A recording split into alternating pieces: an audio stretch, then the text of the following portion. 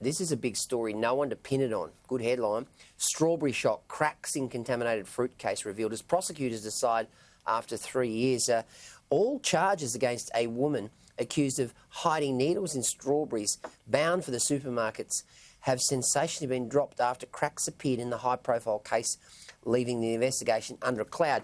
This is incredibly embarrassing for police.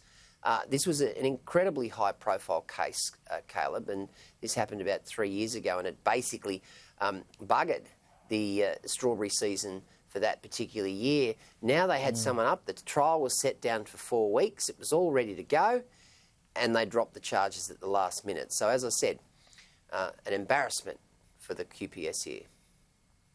I think it's more than incredibly embarrassing for police. You know, I mean, I'm the last person to be easy on criminals, but seriously, if police prosecutors want to bring a charge to a person, they need to have evidence of that charge. And they are spending, every time they bring a case to court, they are spending a serious amount of public money in prosecuting that. I mean, they are paying the prosecutors, they are paying the police time in investigating those charges, they're paying people to put together a case, to bring it to court. I mean, there are hundreds of thousands of dollars, if not millions of dollars, that are spent on a court case by the time it gets to court, before it even comes before a magistrate or a judge.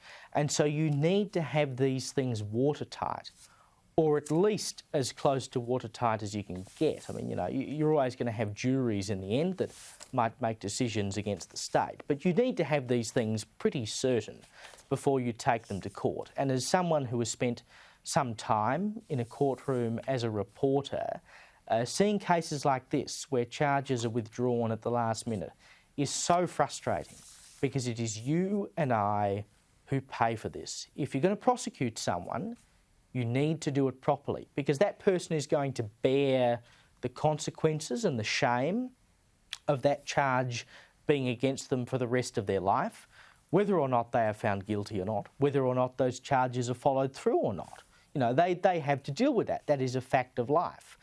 If you are going to pursue something, you need to be pretty sure that you are going to come out with a guilty verdict, whether they plead guilty or whether it goes to trial. And this would seem to be a complete misjudgment on the part of prosecutors. The West Australian has a big story on its front page tomorrow, an exclusive. Relief after frantic remote police plea. TV star alive after 2-day bush search. A former WA reality TV star has been found dehydrated, disorientated but alive after a 2-day search was sparked when he failed to arrive at a remote mine site. Former House Rules contestant David Gleeson had been due to start a 2-week stint at an iron ore mine 138 kilometres north of Southern Cross on Monday. His wife, Kiara, said his car ended up in a ditch after he took a wrong turn, and he spent days trying to get phone reception. I guess what this shows, Caleb, is the perils of the bush, particularly the remoteness attached to the Australian landscape. Go and buy a lottery ticket, really. I mean, you know, if your chances are that good, you've got to go and buy a lottery ticket. And it does go to show, as you say, the peril of the Australian landscape. I mean, we live really in one of the most disparate countries in the world. And it is what makes us one of the best countries in the world, is our regions and our rural areas. But they are far removed from our cities. And I think we often forget. I mean, you know, I sit here in Adelaide, which, as much as people might sometimes describe it as a backwater and a country town, it is actually a capital city. And you're sitting on the Gold Coast, which is one of the fastest growing cities in the world. You know, we're pretty lucky to be sitting in populous places supported by hospitals and governments and whatever else. And there are people out in the middle of nowhere who every day are powering the economy of our country.